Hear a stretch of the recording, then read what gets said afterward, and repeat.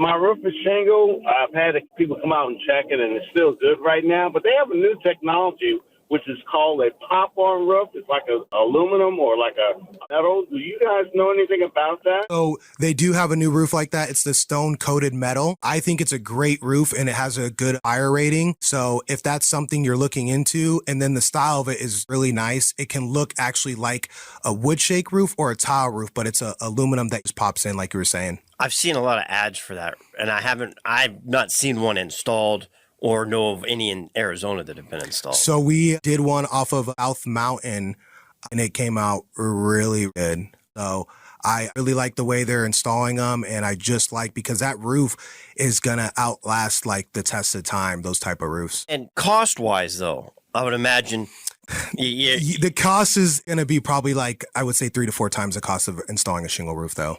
If it's your forever home and you've got a couple decades left in you, that might be a... That's what I tell people. I said, if this is your forever home, then I would definitely do it. But even if I were to do like my mom's roof or someone else's, I would say, hey, shingle, or whether you have tile, it would be fine.